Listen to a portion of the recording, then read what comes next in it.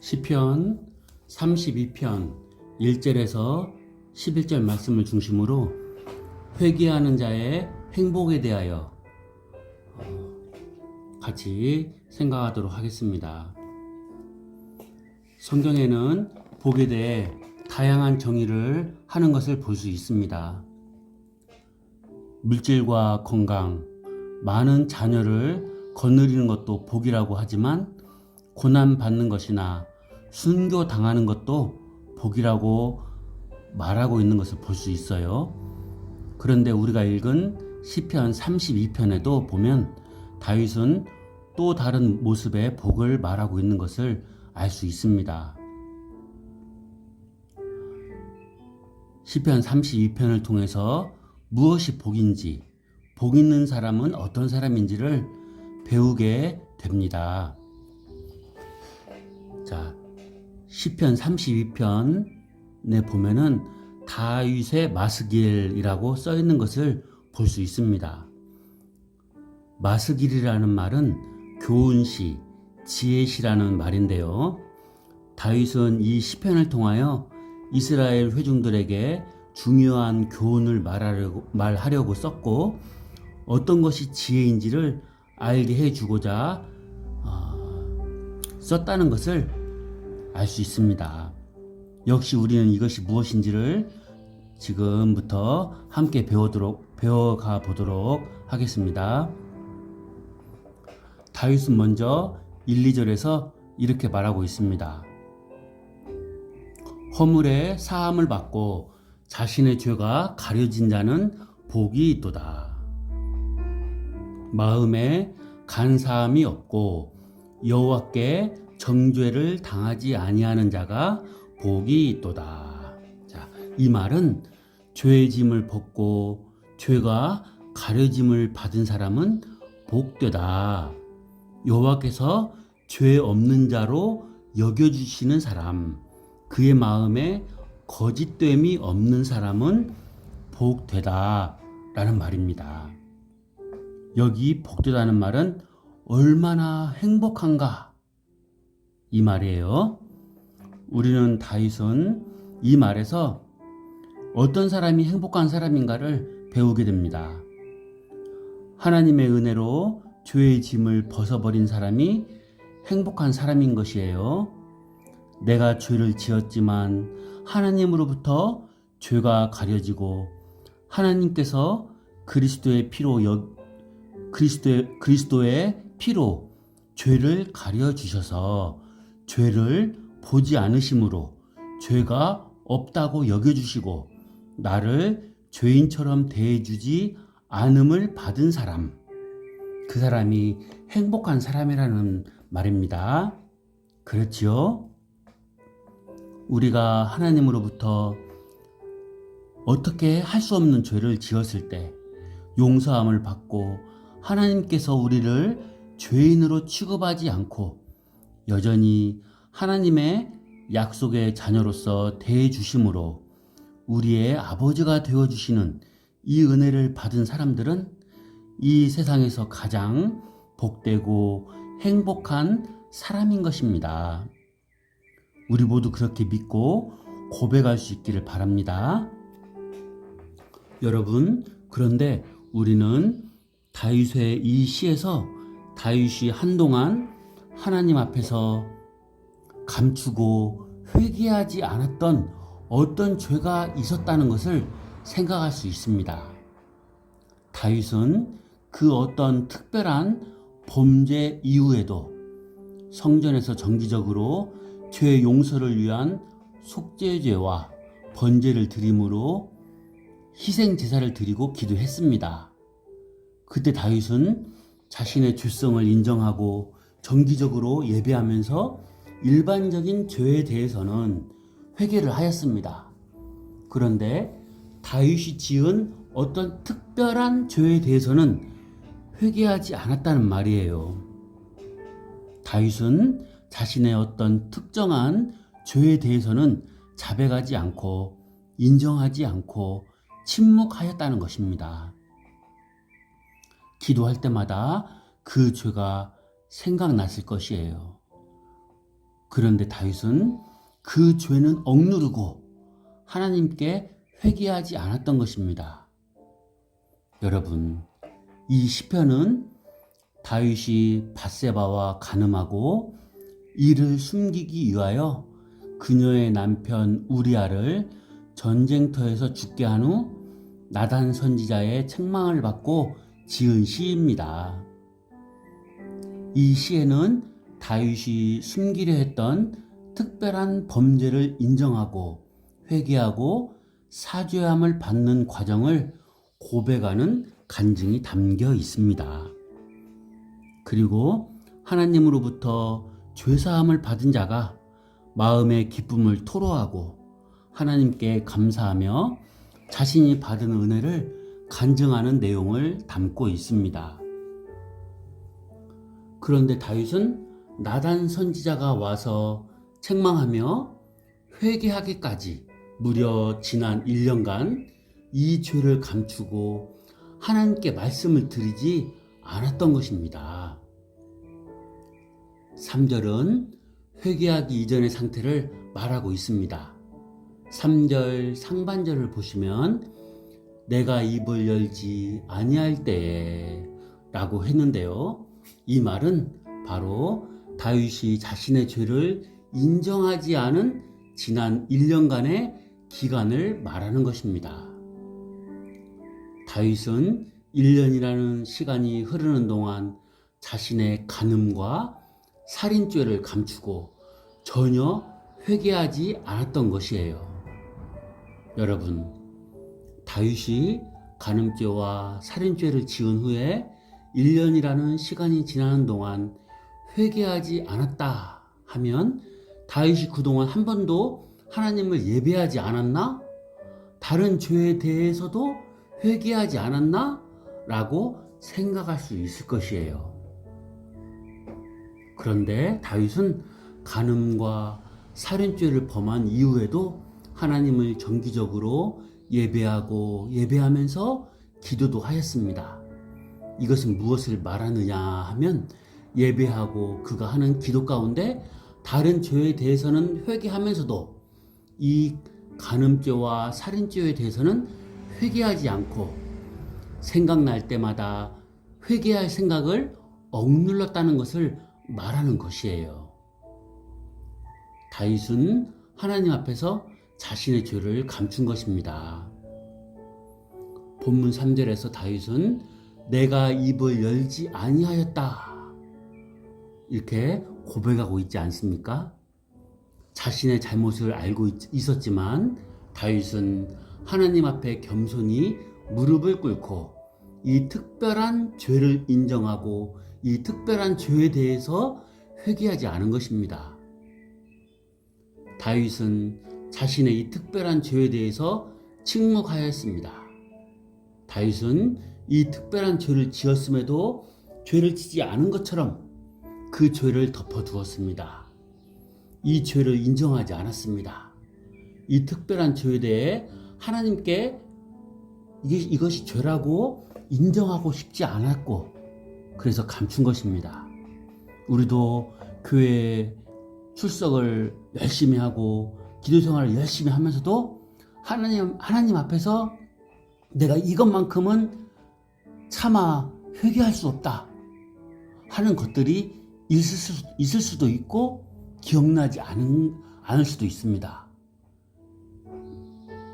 그럴 때 우리는 하나님께 내가 차마 죄를 죄로 여기지 않고 있는 것이 무엇인가 알게 해주시고 깨닫게 해주시기를 그 역시도 기도할 수 있어야 하겠습니다.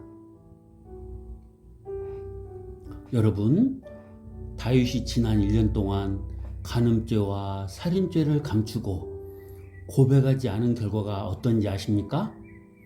본문 3, 4절에서 그는 여전히 기쁨을 누리지 못하고 있었다 이렇게 고백하고 있는 것을 볼 수 있어요. 내가 입을 열지 아니할 때에 종일 신음함으로 내 뼈가 쇠하였도다.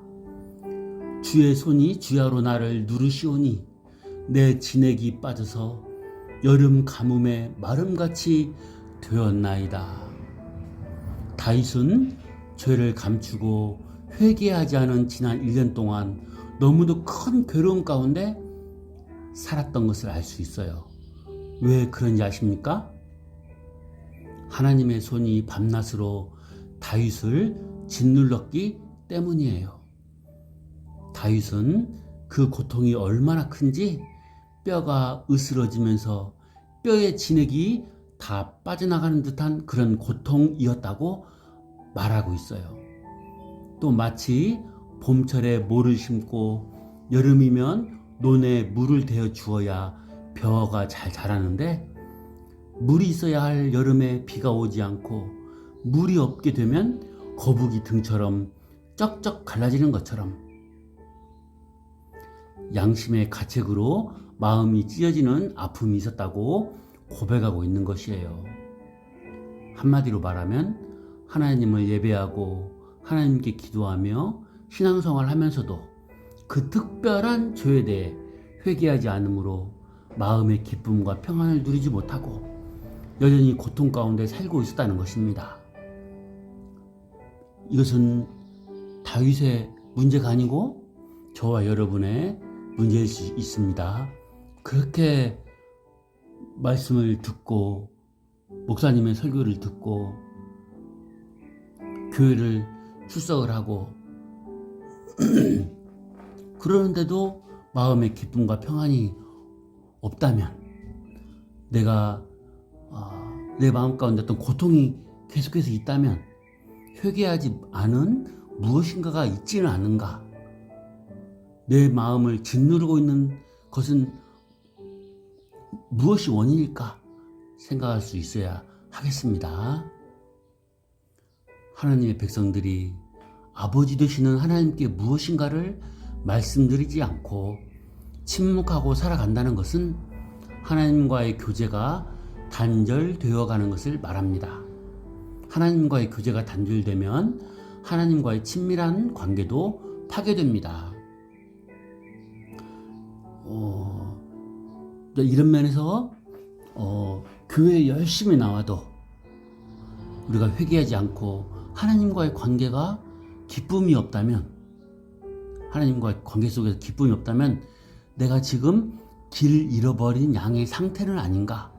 교회는 나오면서도 길 잃어버린 상태가 될 수 있는 것이에요. 처음에 시편 32편은 다윗의 지혜시 교훈시라는 말씀을 드렸습니다. 다윗은 자신의 부끄러운 행적을 타산지석으로 삼아 이스라엘 백성들에게 하고 싶은 교훈이 바로 이것이었습니다. 어떠한 죄를 지었든지 간에 인정하기 싫은 은밀한 죄가 있다면 곧바로 하나님 앞에 나아가 자백하고 용서함을 구하는 것이 바로 지혜라는 것입니다. 하나님 앞에서 우리 자신의 모습을 적나라하게 보며 자신의 은밀한 죄까지도 철저하게 회개하는 것입니다. 그래야 하나님과의 교제와 관계가 회복되고 사죄의 은혜를 받아 마음이 평안하고 기쁨이 회복될 수 있다는 것이에요. 그것이 죄를 회개한 사람의 복된 상태이고 행복인 것입니다. 우리도 며칠, 몇 달 혹은 평생에 회개하지 않은 것이 있다면 하나님 앞에서 큰 죄로 여기고 인정하고 회개하여 하나님과의 교제가 회복되고 하나님께서 주시는 위로와 평안을 누리고 하나님께서 주시는 말씀과 은혜로 기뻐하며 여생을 보낼 수 있기를 소망합니다. 하나님께서 양심을 두드리시고 마음을 짓누르시는 것은 하나님의 사랑의 표현입니다. 하나님은 우리가 회개하지 않으면 하나님의 사랑이 우리에게 고통을 주셔서라도 기필코 항복을 받아내시는 분인 것을 알아야 합니다. 하나님은 바로 사랑이시기 때문인 것이에요. 저와 여러분이 다윗이라면 어떻게 하시겠습니까? 철저한 회개 없이 하나님의 짓누르시는 손으로 인하여 고통 가운데 사시겠습니까? 아니면 철저히 회개하고 하나님과 사랑의 관계를 회복하여 하나님으로부터 은혜와 평강의 복을 누리며 사시겠습니까? 우리가 알아야 할 것은 하나님은 하나님의 백성들과 교제하기를 기뻐하신다는 것입니다. 하나님께서는 그 자녀들에게 하나님이 얼마나 죄를 미워하시고 증오하시는지를 알게 하시려고 당신의 손으로 우리를 짓누르시는 것입니다. 그 짓누르시는 고통 때문에 어리석게도 내가 교회 다니니까 하나님을 믿으니까 이런 어려움이 있나 봐 하고 교회를 또 떠나는 사람이 있어요. 이런 것도 참 어리석은 일입니다. 그건 지혜가 아닌 것이죠. 이걸 통해서 하나님께서는 우리를 회개시키고 회복시키고 돌아오게 하시려고 한다는 것을 우리는 알아야 합니다. 그래서 여러 가지 모습으로 고통도 주시고 고난도 주시기도 하시는 것입니다. 여러분, 우리의 고통에는 뜻이 있습니다. 하나님을 더욱 의지하고 붙잡으라는 표현으로 주시는 경우도 많습니다. 신자에게 고통과 고난과 시련은 걸려서 넘어지고 실족하고 낙심만 하라고 허락되는 것이 아닌 줄 알아야 합니다. 하나님을 더욱 가난하고 순수한 마음으로 의지하고 맡기고 섬기라고 주시는 표현이기도 하다는 것입니다. 그런 자세로 살아가기를 하나님은 원하시고 기뻐하실 줄 믿습니다. 그런 생각과 마음 자세를 가지고 하나님을 더욱 섬기고 맡길 때에 우리는 부하든지 가난하든지 건강하든지 아프든지 어떤 상황과 형편에 있든지 하나님 앞에서 복된 인생인 것입니다. 그것을 믿으시기 바랍니다. 다윗이 회개한 결과가 어떻습니까? 5절에 보시면 주님께서 다윗의 죄를 용서하여 주셨다고 합니다. 다윗이 머리와 어깨와 등에 짊어지고 있던 무거운 짐을 하나님 앞에 내려놓으니까 하나님께서 긍휼을 베풀어 주심으로 영혼의 평안과 기쁨을 회복시켜 주셨습니다. 어떤 사람들은 마음의 불안과 죄책감과 영혼의 고통을 세상적인 방법으로 푸는 일들이 있습니다. 오락이나 영화나 운동으로 풀거나 마약을 의지하는 일도 있습니다. 심지어는 그로 인하여 자살까지도 하는 일들이 있습니다. 저와 여러분들이 잘 아시는 것처럼 이런 것들은 해결책이 될 수 없습니다. 오직 우리를 짓누르고 계시는 그분께 우리 자신을 있는 그대로 인정하고 그 다음에 철저히 회개하고 자신의 모든 문제를 주님께 내려놓으면 저와 여러분의 모든 문제는 해결을 받을 수 있습니다. 다윗은 우리에게 이것이 지혜라고 복이라고 참된 위로가 있는 것이라고 말하고 있는 것입니다. 마지막으로 다윗의 마지막 권면을 들어보겠습니다. 6절 7절 말씀입니다. 이로 인하여 모든 경건한 자는 주를 만날 기회를 얻어서 주께 기도할지라. 진실로 홍수가 범람할지라도 그에게 미치지 못하리이다. 주는 나의 은신처이오니 환난에서 나를 보호하시고 구원의 노래로 나를 두르시리이다. 자, 다윗은 아주 실제적인 비유를 들어서 하나님이 어떤 분이신가를 말하고 있습니다. 홍수가 범람할지라도 어떠한 위기와 위험과 어려움이 있을지라도 하나님께서 나의 은신처가 되시오니 하나님께서는 회개한 나를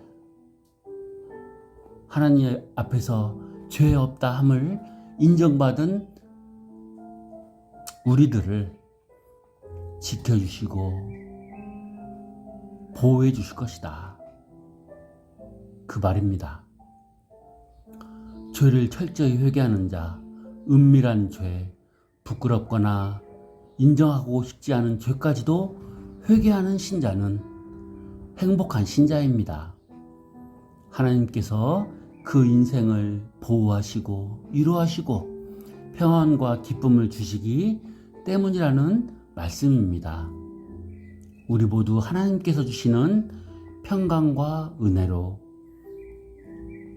하나님 앞에서 즐거워하며 남은 인생을 복되게 살아갈 수 있기를 기도합니다. 아멘.